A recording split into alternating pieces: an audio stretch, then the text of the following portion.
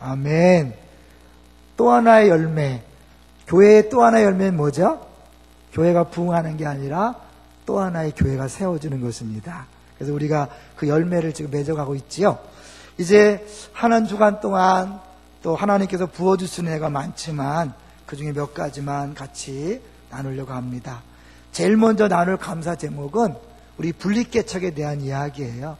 그동안 많이 궁금도 하셨을 텐데, 지난주에 우리 당회에서 이제 1년 동안 일단 200만 원씩 1년을 보조해주고, 그 다음에 연말에 가서 또 상황을 보고 1년을 더 할지 안 할지를 결정하기로 했어요.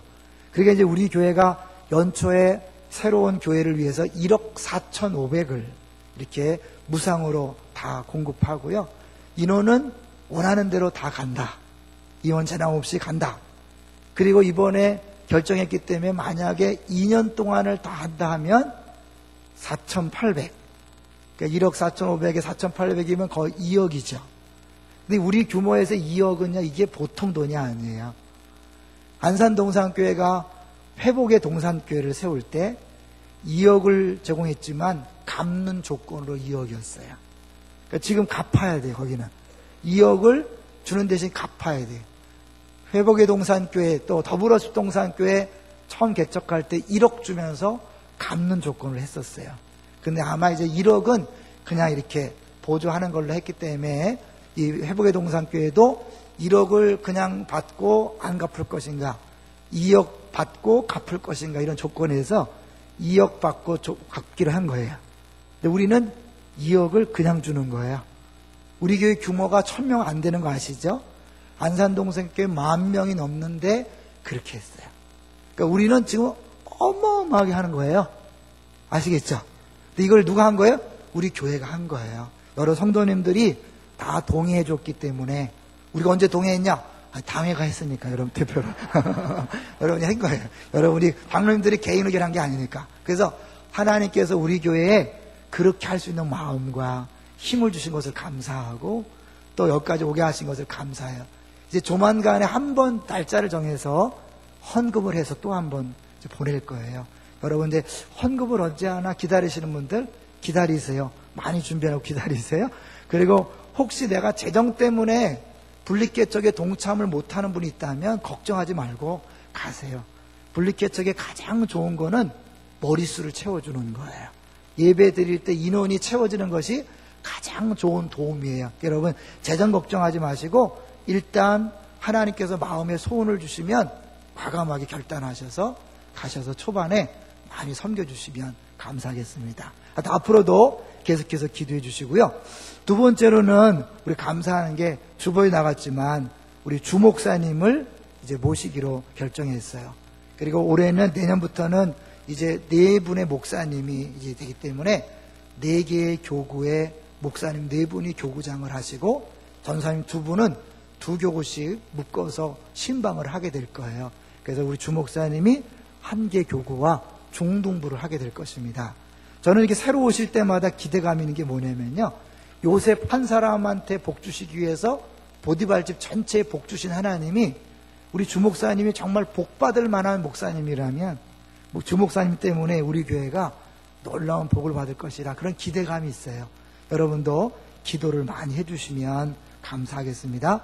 세 번째로는 개인적으로요, 하나님께서 한 주간 동안 이 설교 준비하면서 많은 은혜를 주시고 많은 경험을 하게 하셨는데, 특별히 금요일 날 그 문진경 전사님의 일대기를 그린 뮤지컬을 관람했어요. 정도 1년에 한 번씩 가기 때문에 잘 아는 내용이지만 같이 또 뮤지컬을 보면서 또 새로운 은혜를 주시더라고요. 그러면서 이 고난과 그 고난을 통해 일하시는 하나님을 경험하면서 제가 먼저 우리 설교를 하기 전에 제가 먼저 은혜를 받았어요. 근데 이 설교가 굉장히 좀 어렵더라고요. 그래서 제가 받은 은혜만큼 전달이 될까 조금 염려는 되지만 여러분의 수준을 믿기 때문에 반드시 은혜를 받을 줄 믿습니다. 그래서 오늘 제목을 한번 볼까요? 오늘 제목, 온전함을 굳게 지킨 신앙입니다. 이제 며칠 있으면 수능 시험 있죠. 시험을 보고 나면 이제 그 사람의 실력이 확실하게 드러납니다. 시험 보기 전에는 나름대로 큰 소리 빵빵 쳐도 일단 시험 결과가 나오면 그 수준이 100% 드러나는 거죠. 물론 가끔가다 문제 생기는 게 있지만 일단 시험은 그 사람의 수준을 드러내는 방법이에요. 마찬가지로 신앙생활에서도요, 하나님께서 주신 시험이든 사단이 준 시험이든 그 시험이 왔을 때 그 사람의 신앙 수준이 드러나게 돼 있어요. 가장 낮은 수준은 시험을 당했을 때 하나님이 계신가 안 계신가 왔다 갔다 하다가 이렇게 어려움이 있다면 하나님 없다 그러면서 교회를 떠나는 사람, 가장 신앙이 낮은 수준, 신앙이 없는 수준이에요. 두 번째는 하나님 있는 건 분명히 믿어요. 근데 하나님 날 사랑하나 안 사랑하나 이게 왔다 갔다 하는 분이 있어요. 그래서 좀 어려웠을 때 하나님 날 안 사랑하나 이것 때문에 흔들려요. 그게 두 번째 수준이라 할 수 있어요. 거기서 좀 높은 수준은 하나님 계신 것도 확실히 믿어요. 사랑하는 것도 확실히 믿어요. 그런데 왜 나에게 이런 고난이 왔는가? 그것 때문에 힘들어하시는 분이 있어요. 그거는 좀 낮지만 역시 그것도 흔들리는 수준이죠. 오늘 본문에 나타난 욥은 그 모든 1단계, 2단계, 3단계를 뛰어넘는 흔들리지 않는 신앙을 보여주고 있어요. 그래서 오늘 우리가 어떠한 상황 조건에서도 흔들리지 않고 온전함을 굳게 지킨 그 욥을 보면서 그 신앙을 한번 우리도 사모했으면 좋겠습니다. 먼저 오늘 본문을 보시면 그 욥이 하나님께서 욥에게 준 그 시험이 어떻게 왔는지를 한번 보겠습니다. 우리 3절 한번 볼까요? 3절. 우리 2장 3절을 같이 보겠습니다. 2장 3절 시작. 여호와께서 사단에게 이르시되 내가 내 종 욥을 주의하여 보았느냐? 그와 같이 온전하고 정직하여 하나님을 경외하며 악에서 떠난 자가 세상에 없느니라. 내가 나를 충동하여 까닭없이 그를 치게 하였어도 그가 여전히 자기의 온전함을 굳게 지켰느니라. 욥이 시험을 당했는데 어려움이 있었는데 그걸 누가 했다고요? 하나님이 하셨다고 얘기해요. 분명히 사단이 했지만 그 사단의 그것을 하나님이 허락했기 때문에 하나님이 하셨다고 인정합니다. 그런 차원이라면 이 세상에서 일어나는 모든 일들은 다 누가 한 거죠? 하나님이 하신 거예요. 때로는 어떻게 이런 일을 하나님이 할 수 있다고 말할 수 있을까? 네, 하나님이 직접 하지 않으셨을지라도 하나님이 결제하에 이루어지기 때문에 모든 것들은 하나님이 하셨다고 오늘 본문은 하나님이 직접 말씀하신 것으로 보여주고 있는 거죠. 근데 여기 보니까 뭐 없이 치겠다? 까닭 없이 그를 치겠다는 거예요. 그 까닭 없다면 이유가 없이, 고난의 원인이 없이 고난이 온 거예요. 신앙생활 할 때 가장 어려운 게 뭐냐면 왜 고난이 왔는지 모르는 거예요. 예수 믿는 사람에게 가장 힘든 것은 왜 나에게 이런 고통이 왔는지 답이 안 나올 때예요. 원인을 모르기 때문에 해결책도 없는 거예요. 그러니까 이것이 언제 풀어질지도 모르는 거예요. 그래서 이 까닭 없는 시험이 어려운 거예요. 그래서 우리는 우리 생각에 항상 무슨 고난이 오면 나름대로 해석을 하려고 애를 써요.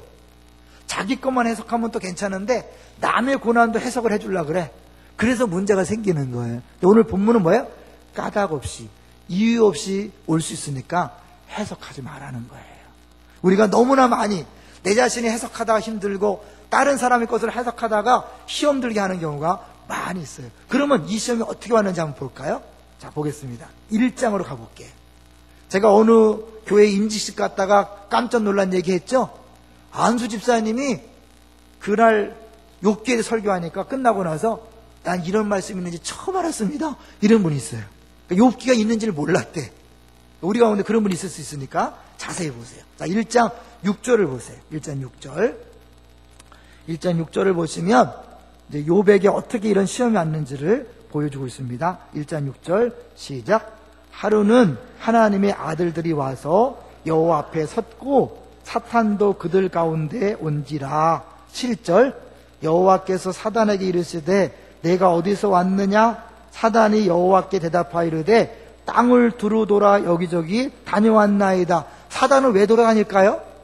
투어, 관광이 아니에요. 우는 사자같이 삼킬자를 찾아 두루 다닌다 그랬어요. 그러니까 마귀는 호시탐탐 넘어뜨리고 잡아먹으려고 신앙을 빼뜨리려고 그렇게 찾아다니는 거죠. 근데 8절에 하나님이 욥을 자랑합니다. 그래서 사단에게 욥을 자랑합니다. 8절 시작. 여호와께서 사단에게 이르시되 내가 내 종 욥을 주의하여 보았느냐? 그와 같이 온전하고 정직하여 하나님을 경외하면서 악에서 떠난 자는 세상에 없느니라. 뭐예요? 하나님이 욥을 세상에서 최고 믿음 좋은 사람으로 인정하는 거예요. 하나님이 인정하는 욥을요, 사단이 요새 말로 디스합니다. 가석평가하지요. 평가절하합니다. 9절 같이 볼까요? 9절 시작. 사단이 여호와께 대답하여 이르되 욥이 어찌 까닭 없이 하나님을 경외하리까? 이게 뭐예요? 욥이 하나님을 잘 섬기는 건 다 이유가 있다는 거예요. 뭐예요? 그가 많은 복을 받았기 때문이라는 거예요. 욥기의 고난에 대한 가장 큰 주제 두 가지를 말씀드릴 거예요. 첫째는 사실 하나님 편에서 까닭 없이 하나님을 섬길 수 있는가? 아무런 조건 없이 하나님을 사랑할 수 있는가? 아무런 조건 없이 하나님을 끝까지 믿을 수 있는가? 이게 또 하나의 숙제고, 땅에서 볼 때는 왜 의인이 고난을 당하는가? 왜 의인이 아무 죄도 없는데 고난에 빠지는가? 욥 한 사람 그 고난을 인해서 두 측면에 이런 질문이 제기되는 거예요. 하늘편에서는 욥이 과연 이 고난 속에서 믿음을 지킴으로 욥의 신앙이 까닭 없이 아무런 근거 사심 없이 하나님 섬기는 진짜 순수한 믿음이 있는가? 그게 가능한가? 그런 거고, 땅에서 볼 때는 뭐예요? 욥을 볼 때 의인인데 고난이 왔으니까 왜 의인에게 고난이 오는가? 이 두 가지 숙제를 풀어주는 것이 바로 오늘 본문이에요. 자, 욥이요, 왜 이 사단이 그렇게 말할 정도였는가? 욥의 받은 복을 볼까요? 1장 3절을 보세요. 이 사단이 욥이 까닭 없이 하나님을 경외하는 게 아니라 많이 받았기 때문이다라고 이렇게 하는 거죠. 얼마나 받았을까? 1장 3절을 보세요. 1장 3절 시작. 그의 소유물은 양이 7,000마리요 낙타가 3,000마리요 소가 500결이요 암나귀가 500마리이며 종도 많이 있었으니 이 사람은 동방 사람 중에 가장 훌륭한 자라. 동방 사람 중에 가장 뛰어난 부자였고 신앙이 인정받는 그 밑에 보면 그런 거예요. 근데 이 사람이요, 욥이요, 이렇게 가장 세상에서 가장 복 많이 받은 사람에서 가장 어려움을 당한 사람으로 떨어집니다. 그게 몇 절이냐면 2장 13절로 가보세요. 이렇게 동방에서 가장 훌륭한 자였던 하나님이 인정하는 사람이었던 그 사람이 13절에 형편이 가장 어려워져요. 2장 13절 시작. 밤낮 7일 동안 그와 함께 땅에 앉았으나 욥의 고통이 심함을 보므로 그에게 한마디도 말하는 자가 없었더라. 여러분, 얼마나 고통이 심했으면 일주일 동안 옆에서 보는데 할 말이 없는 거예요. 위로할 말이 없는 거예요. 가장 많은 것들을 받았던, 정말 가장 세계에서 최고의 그런 복을 받은 사람에서 가장 처절하게 고통을 당하는 사람으로 떨어진 거예요. 극과 극이죠. 여러분, 이게 얼마나 무서운 것인지 아시죠? 연예인들이 왜 자살합니까? 인기 절정에 있다가 그 인기를 잃어버렸을 때 감당이 안 되는 거예요. 원래 없던 사람이 조금 손해보는 건 큰 문제가 안 돼요. 사실은 많이 가진 사람이 그걸 다 잊어버렸을 때 미치는 거예요. 감당이 안 되는 거예요. 욥은요, 가장 많이 가졌다가 다 잊어버렸어요. 그러니까 욥은 미쳐야 마땅하고 신앙을 버려야 마땅한 거예요. 그런데 그렇지 않았다는 거죠. 우리 교회 최근에 집사님 한 분이 이런 고백을 했어요. 이분이 이제 사업장 리모델링을 하는데 이게 공사를 잘못해서 계속 문제가 생기는, 물이 새는 거예요. 근데 한 번 전화 올 때마다 가서 이제 막 해줘야 되니까 너무 힘든데 이 전화가 무려 5번이 온 거예요. 그러니까 5번 동안 사장님 큰일 났습니다. 고치고 하는데 그 다음에 사장님 큰일 났습니다. 5번 전화를 받고 나니까 그 다음부터는 전화를 오히려 걸겠더래요. 그래서 다시는 전화하지 말고 문자를 보내라, 이렇게 할 정도로 너무 어려웠다는 게, 얼마나 스트레스 받았는지 그분이 장에 문제가 생겨서 힘들어하는 걸 봤어요. 근데 욥이요, 이렇게 가장 많은 것을 가졌다가 다 잊어버리는 동안에 어떤 일이 벌어졌겠어요? 오늘 본문에 보면 우리가 읽지 않겠지만 13절부터 19절까지 보면 욥이 엄청난 재난이 4번에 걸쳐서 이루어집니다. 갑자기 와서 종들을 죽이고 가축들을 죽이고 아들들이 죽고 그래서 모든 소유를 다 잊어버리는 거예요. 얼마나 큰 충격이겠어요. 근데 그런 엄청난 고난을 왜 받았다고요? 이유가 없어요. 한번 그렇게 볼까요? 어떻게 시작됐는가? 이제 이렇게 사단이 까닭없이 하나님을 믿을 수 없습니다. 그럴 리 없습니다. 그러면서 10절을 보세요. 1장 10절. 사단이 이렇게 하나님께 이야기합니다. 1장 10절 시작. 주께서 그와 그의 집과 그의 모든 소유물을 울타리로 두르심 때문이 아니니까 주께서 그의 손으로 하는 바를 복되게 하사 그의 소유물이 땅에 넘치게 하셨음이니이다. 그랬으니까 하나님을 잘 섬기죠. 다 이유가 있는 거예요. 그거 안 줬으면요, 욥은요 하나님 그렇게 섬기지 않아요. 이렇게 사단이 자꾸 디스하는 거예요. 평가절하는 거예요. 그러면서 11절 이런 요구를 하죠. 같이 볼까요? 이제 주의 손을 펴서 그의 모든 소유물을 치소서. 그리하시면 틀림없이 주를 향하여 욕하지 않겠나이까. 실제로 우리 가운데 갑자기 부도 맞고 재산상 어려움을 당한 다음에 교회를 떠난 사람이 있습니까? 없습니까? 많지요. 왜요? 그 사람들은 사단이 말한 것처럼 이유가 있기 때문에 예수를 믿은 거예요. 눈에 보이는 것 때문에 예수를 믿었기 때문에 그게 사라지면 교회를 떠나고 주를 떠나는 거예요. 진짜 믿음이 아니었다는 거죠. 그래서 욥에게도 그럴 거라 생각했는데 욥은 아니었던 거죠. 하나님이 그렇게 사단이 요구할 때 욥을 믿었기 때문에 허락하면서 하나님이 경계선을 둡니다. 12절 볼까요? 제안을 딱 하죠. 12절 시작. 여호와께서 사단에게 이르시되 내가 그의 소유물을 다 내 손에 맡기노라. 다만 그의 몸에는 내 손을 대지 말지니라. 사단이 곧 여호와 앞에서 물러가니라. 하나님이 사단에게 허락한 거, 결제해 준 거예요. 그 네가 한번 해봐라. 왜? 너무 믿었기 때문에. 무슨 죄 때문이 아니에요. 무슨 문제가 있어 그런 게 아니에요. 하나님이 욥을 너무나 사랑하고 인정했는데 사단이 그걸 시기 질투하고 또 아니라고 평가절하하면서 한번 건드려보죠. 저가 진짜 믿나? 하나님 믿었기 때문에 허락했죠. 그러면서 뭐야? 딱 그의 몸만은 안 된다. 그의 소유만 건드리지 더 이상은 안 된다. 딱 제한을 둔 거예요.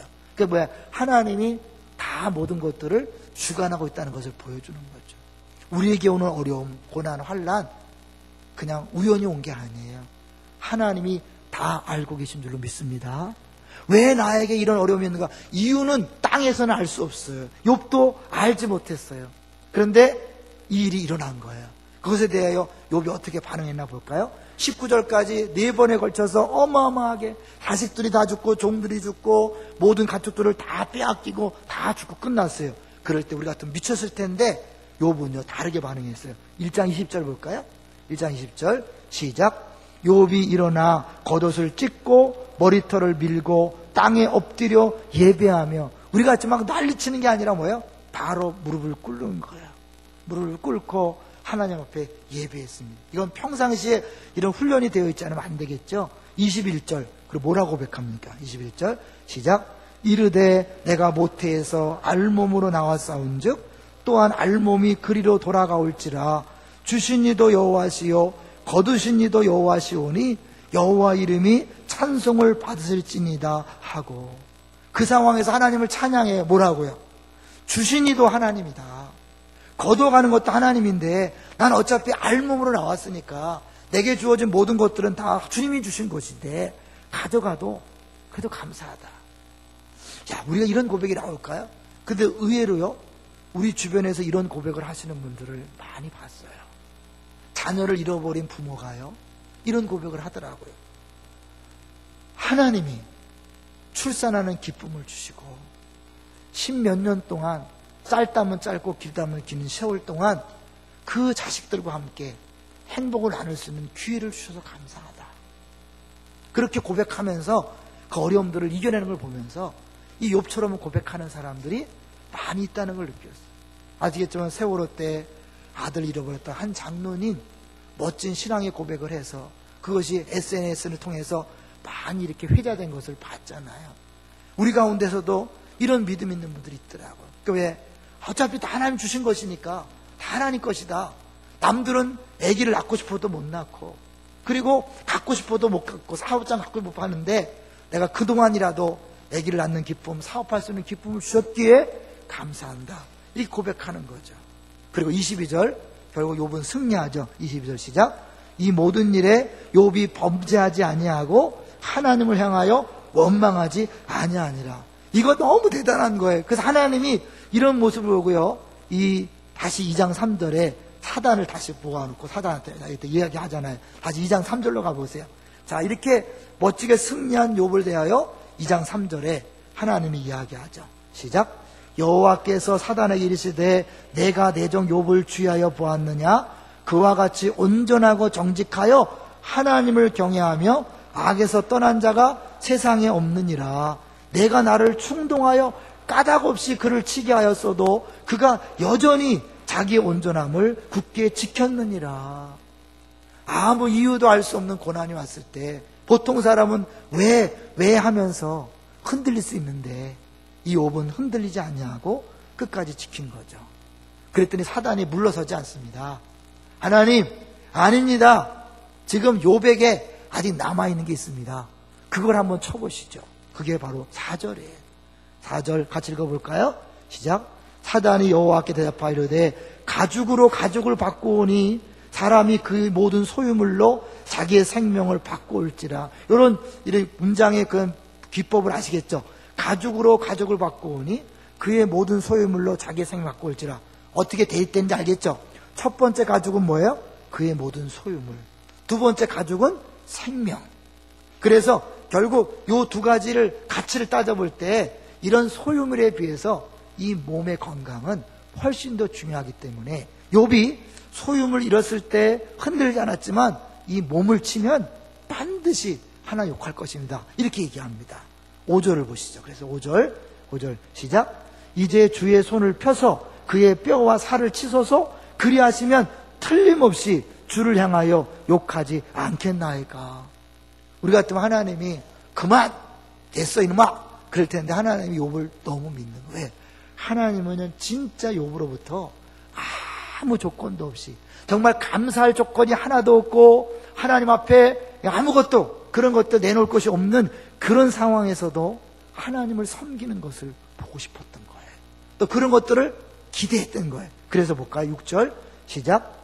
여호와께서 사단에게 이르시되 내가 그를 내 손에 맡기노라. 다만 그의 생명은 해하지 말지니라. 또 역시 뭐예요? 허락하면서 경계선을 정해냈죠. 몸은 건드려도 목숨을 건드리면 안 돼. 하나님이 거기까지 딱 선을 놔둔 거예요. 여기서 우리 자신을 한번 봤으면 좋겠어요. 여러분이 어떤 것들은 이겨낼 수 있지만 어떤 문제에서는 흔들리는 부분이 있죠. 신앙생활하다 흔들리는 이유, 내가 재산까지는 괜찮은데 이것만은 안 된다. 그걸 건드렸을 때 하나님 정말 있나? 하나님 정말 사랑하나? 하나님 어떻게 이럴 수 있는가? 해도 너무한 거 아니냐? 이러면서 우리가 불평하고 원망하고 주를 심지어는 떠날 수 있지요. 욥이 그런 상황에서 어떻게 반응했나 볼까요? 자, 7절을 보겠습니다. 7절 시작. 사단이 이에 여호와 앞에서 물러가서 욥을 쳐서 그의 발바닥에서 정수리까지 종기가 나게 한지라. 온몸을 이제 건드린 거죠. 8절 읽어볼까요? 욥이 제 가운데 앉아서 질그릇 조각을 가져다가 몸을 긁고 있더니 말이 아닌 거예요. 그 사람이 진짜 힘든 건 아마 이 소유물보다도 자기 몸을 칠 때 어려운 것 같아요. 사단도 그걸 아는 거죠. 그도 그럴 것이 사실은 이게 소유물, 내 재산, 심지어 자녀까지도 친다는 건 뭐냐면 내 바깥의 거니까 어차피 우리가 알몸으로 왔다는 걸 인정한다면 다 받은 거니까 빼앗겨도 제로의 상태, 제로. 근데 내 몸을 친다는 건 뭐예요? 이제는 더 이상 제로가 아니라 마이너스로 가는 거예요. 사람이 감당할 수 없는 거예요. 그러면서 우리 주변에 육체의 질병으로 고통당하는 분들을 특별히 우리가 위로하셔야 돼요. 특별히 기도해 주셔야 돼요. 그분들은 진짜 어려운 싸움을 하고 있는 거니까요. 여기서 이 욥이요, 이 두 번째 너무 강력한 이 시험 앞에서 흔들리지 않을 수 없습니다. 더 심한 게 뭐냐면 가장 믿을 만한 아내까지도 이상한 소리 하는 거예요. 자, 9절 한번 볼까요? 9절. 너무 힘드니까 9절에 아내가 이런 말을 합니다. 시작. 그의 아내가 그에게 이르되 당신이 그래도 자기의 온전함을 굳게 지키느냐? 하나님을 욕하고 죽으라. 너무 못됐죠. 그래서 역사상 3대 악처 중에 한 명이라 그래요. 소크라테스 부인하고 웨슬레 부인하고 욥의 부인을 3대 악처 중에 하나라 그래요. 근데 이제 위경이란 게 있어요. 정경 말고 위경이란 게 있는데 그 위경에 보면 이 아내의 심정을 이해할 수 있는 게 뭐냐면 18년 동안을 인내했다고 나와요. 그 정경이 아니니까 여기 없죠. 위경의 유사 성경인데 그걸 보면 이제 약간 이제 전설 따라 삼천리 같은 거예요. 근데 여기 보면 18년 동안 아내가 참았다는 거죠. 그러니까 이 아내도 옆에서 참고 참다가 도저히 더 견딜 수 없으니까 어떻게 해요? 이래도 당신 하나님 믿을 거요? 차라리 욕하고 죽으시오. 너무 답답하니까 그랬겠죠. 근데 그것이 욥에게는 얼마나 큰 상처와 아픔이었을까요? 여러분 주변에서 위로한다고 함부로 말하면 큰일 나요. 난 저는 어떤 분들이 그러면 계속 아픈 사람한테 이렇게 얘기해. 걱정되니까 왜 이렇게 계속 아프지요? 여러분 그 말이 위로가 될까요? 쑤시는 걸까요? 쑤시는 거예요. 잘 안 풀린 사람한테 왜 이렇게 자꾸 안 풀리죠? 이건 쑤시는 거예요. 차라리 아무 소리 하지 말고 기도하고 있습니다. 조금만 더 인내합시다. 이렇게 해야 되는 거예요. 여러분 이런 말이 있어요. 입술에 30초가 가슴에 30년이 된다. 정말 힘들고 어려울 때 그 한마디가 그 사람 30년 동안 멍들게 할 수 있는 거죠. 더구나 사랑하는 사람이고 가까운 사람일수록 더 조심하셔야 돼. 여러분 까닭 없는 고난이 있다 없다? 있다. 여러분이 함부로 옆에 다른 사람 고난에 대해서 이러쿵저러쿵 말하지 마세요. 판단하지 마세요. 이유를 해석하려고 하지 마세요. 그냥 어려운 사람은 붙잡고 울어주는 거예요. 그리고 기도해 주는 거예요. 절대로 해석하지 말고 평가하지 말고 위로한다고 섣불리 말도 하지 마세요. 가만히 계시는 거예요. 가까운 사람일수록 더 조심하세요. 그렇게 가장 어려운 부분까지 공격을 당했는데 욥이 이렇게 대답합니다. 10절 볼까요? 10절 시작. 그가 이르되 그대의 말이 한 어리석은 여자의 말 같도다. 우리가 하나님께 복을 받았은즉 화도 받지 아니하겠느냐고 이 모든 일에 욥이 입술로 범죄하지 아니하니라. 온전함을 지킬 거요? 욕하고 죽으시오. 욥은 끝까지 온전함을 지키기 위해서 입술로 범죄하지 않았다 그랬어요. 근데요 욥이 이때 얼마나 힘들었는지는 요 10절 2장 10절하고요 1장 21절을 비교해 보면요 알 수 있어요. 자 우리 요 2장 10절하고 1장 21절 한번 비교하면서 읽어볼게요. 자 1장 21절 가보세요. 1장 21절 시작. 이르되 내가 모태에서 알몸으로 나와 싸운즉 또한 알몸이 그리로 돌아가올지라. 주신 이도 여호와시요 거두신 이도 여호와시오니 여호와 이름이 찬송을 받으실지니다 하고, 아무 조건 아무 까닭 없이 과연 하나님을 섬길 수 있는가? 네, 욥은요 아무런 조건 없이 정말 감사할 조건이 하나도 없음에도 불구하고 욥은요 하나님을 섬길 수 있었어요. 사랑할 수 있었어요. 근데 이 신앙이 하박국서에 나오는 거잖아요. 우리 잘 아는 하박국 3장 17절 18절을 근거로 만들어진 복음서. 무화과 나무 잎이 마르고 포도 열매가 없으며 감람나무 열매 그치고 논밭에 식물이 없어도 우리의 양떼가 없으며 매양간 송아지 없어도 없고 없어도 다 없어도 아무것도 없어도 난 여호와로 즐거하리. 난 여호와로 즐거하리. 난 구원의 하나님을 인해 기뻐하리라. 이게 진짜 믿음인 줄로 믿습니다. 성경에서 말하는 믿음이란 어떤 조건과 환경과 거리 때문에 믿는 게 아니에요.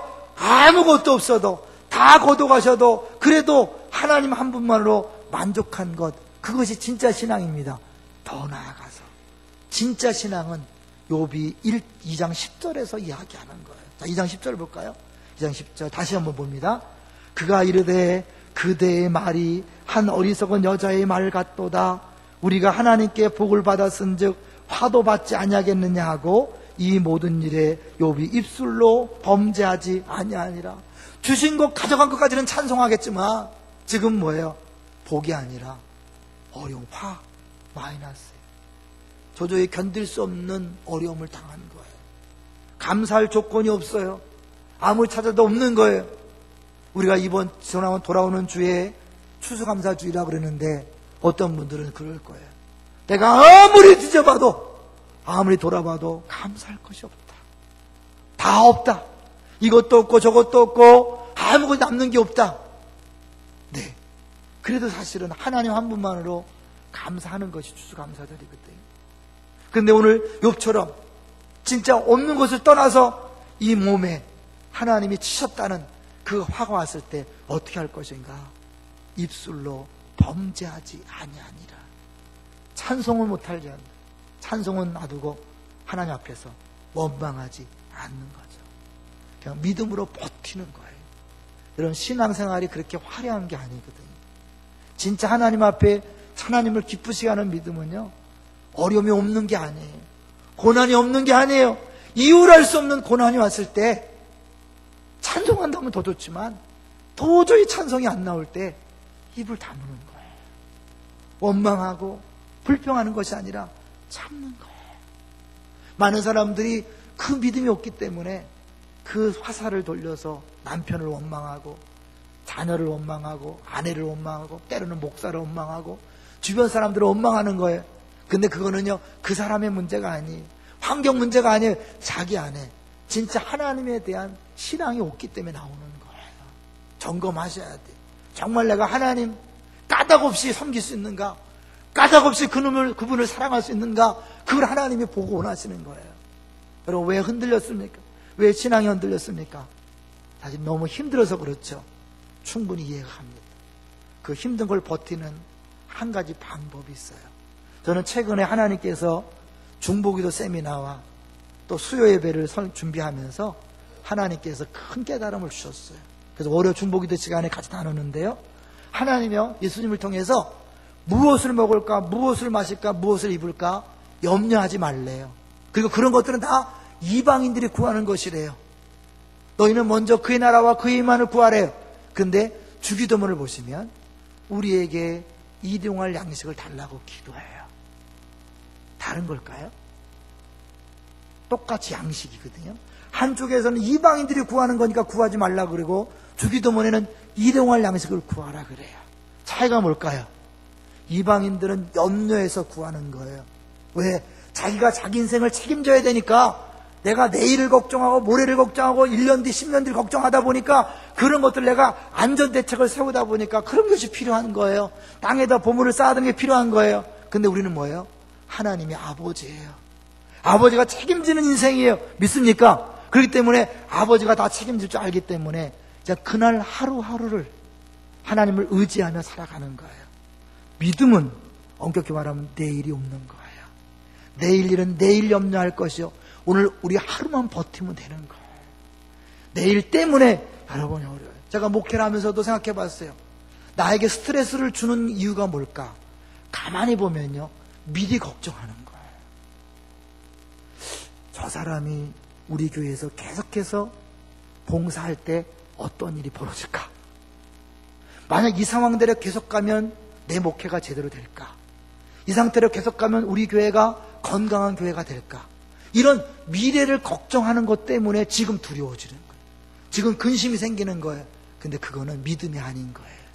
믿음은 오늘 하루 하나님께서 주시는 힘으로 그렇게 감사하면서 살아가는 거예요.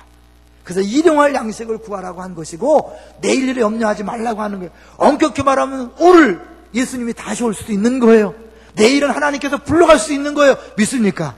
그러니까 우리가 하루씩만 버티는 거예요. 그러면요, 누구나 어려운 시험을 이겨낼 수 있는 거예요. 여러분, 지금도 배고픈데 내일 배고프면 어떡하지? 모레도 배고프면 어떡하지? 이것이 힘든 거예요. 내가 지금 나이를 먹어가고 있는데 5년 뒤면 은퇴인데 직장에 퇴직해야 되는데 내가 늙으면 어떡하지? 그런 것은 주 앞에 맡기는 거예요. 하나님께서 다 알고 계십니다. 믿습니까? 하나님이 다 주관하십니다. 하나님 허락 없이는 아무것도 이루어지지 않습니다. 그런 차원에서 여러분, 하루하루씩 믿음으로 버티는 거예요. 믿음은 버티는 거예요. 그래서 인사합시다. 믿음은 버티는 겁니다. 입술을 다무세요. 불평하고 원망하지 마시고, 주님이 하셨습니다. 이유를 몰라요. 사실은 너무 어려운 거예요. 왜? 이유를 안다면 해결책이 있잖아요. 왜? 쉽게 해서 네가 잘못했기 때문에 병났어. 그럼 어떻게 회개하면 되잖아요. 네가 잘못했기 때문에 망했어. 그럼 회개하면 되잖아요. 까닭 없는 시험은 답이 없는 거예요. 내가 어떻게 할 방법이 없는 거예요. 하나님이 그걸 주셨잖아요. 내가 알 수 없어요. 그냥 버티는 거예요. 언제까지? 주님이 끝낼 때까지. 그것이 믿음이에요. 이유를 모르는 상황 속에서 다른 사람도 그럴 수 있다는 걸 인정하고 함부로 판단하지 마시고, 여러분도 이유를 찾다가 지치지 마세요. 그냥 하나님이 하신 거예요. 그냥 믿음으로 버티는 거예요. 그러면 결론적으로 이렇게 해서 결국 남은 게 뭔가? 하나님이 이걸 통해서 하신 일이 뭔가? 욥에게 아무 잘못도 없는데 욥기 42장으로 가볼까요? 결론적으로 욥에게 나타난 결과가 뭔가? 욥이 차원이 달라집니다. 수준이 완전히 달라집니다. 욥기 42장 1절부터 6절이에요. 모든 것이 합력하여 선을 이룬다고 이야기하죠. 이 합력하여 선을 이루는 것이 무엇인지를 결정적으로 보여주는 게 바로 욥기의 42장 내용이에요. 42장 1절부터 6절을 천천히 읽어봅니다. 시작.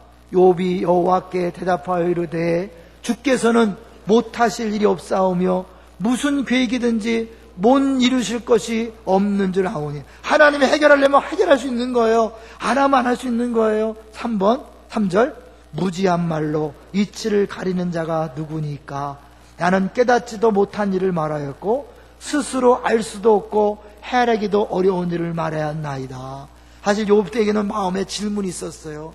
하나님, 이렇게 옆에 친구들이 자꾸 고난, 죄 때문에 왔다 그러는데 나 죄 없는 거 주님 아시잖아요. 그러면 왜 줬나요? 하나님 끝까지 답을 안 줘요. 욥이 계속 질문하다가 하나님 뭐라 그래요? 답을 준 게 아니라 질문 공세를 퍼붓는 거 봤죠? 뭘 얘기하는 거예요? 너 이거 아니? 계속 질문을 듣다 보니까 내가 모르는 게 너무나 많은 거예요. 근데 그동안은 뭐예요? 내가 알아야만 됐어요. 내가 이해하는 선에서 하나님이 이래야 된다고 생각했어요. 이 좁은 머리로 이해하는 것만 하나님 하시면 하나님 아니잖아요. 그걸 모르고 그렇게 살았던 거예요.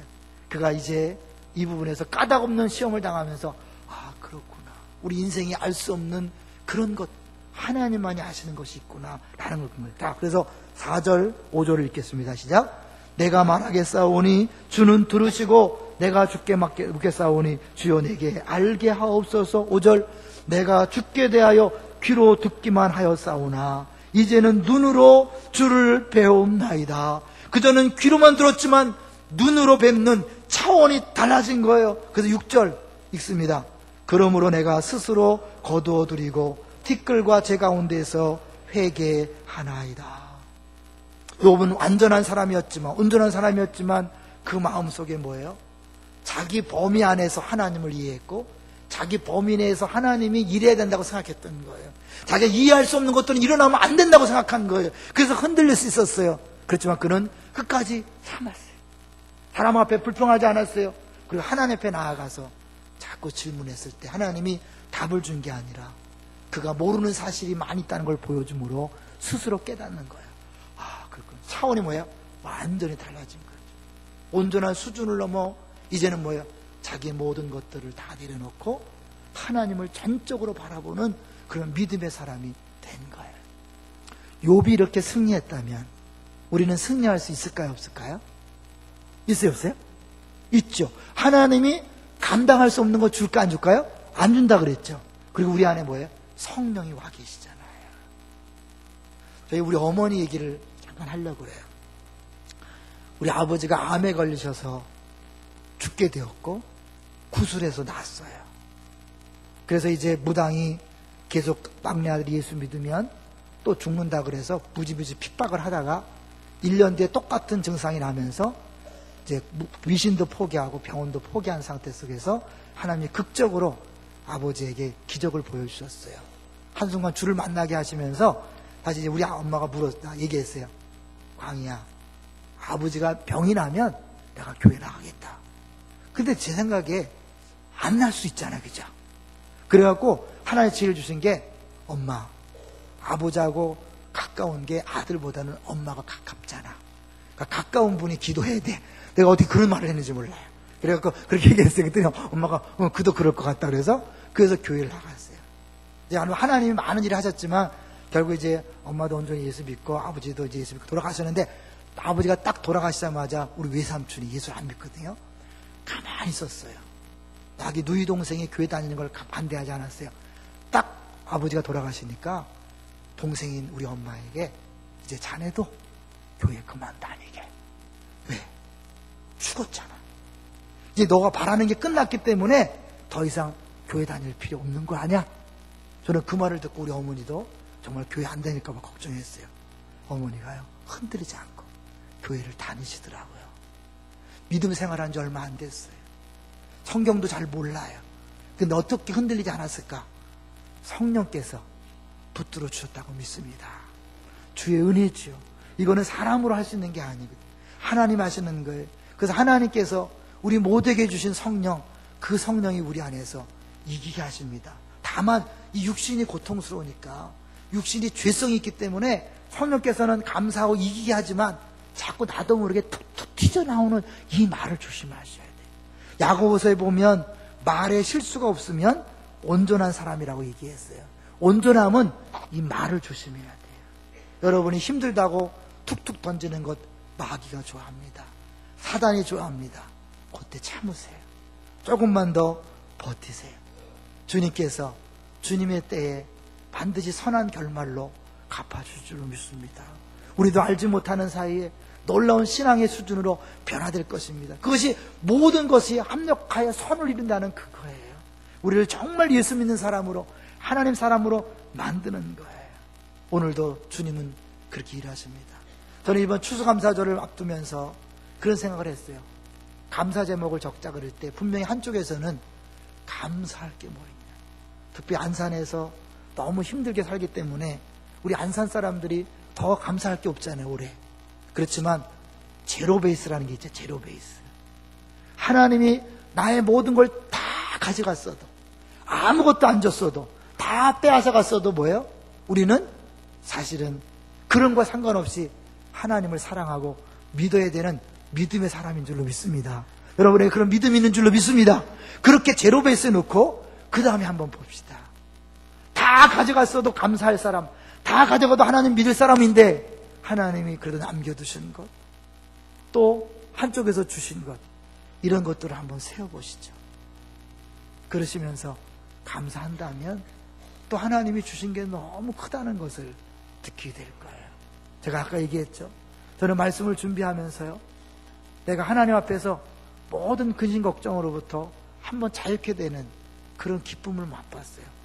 내가 내일을 생각하지 않고 오늘 내게 주어진 은혜에 감사하고 오늘을 이길 수 있는 힘을 주신 하나님에 집중한다면 내일은 뭐예요? 또 내일 힘을 주실 거예요. 믿습니까? 모레 또 모레 힘을 주실 거예요. 그러니까 아무 걱정이 안 돼요. 아무 염려가 안 돼요.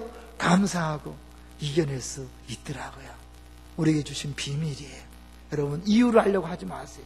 이유 몰라도 괜찮아요.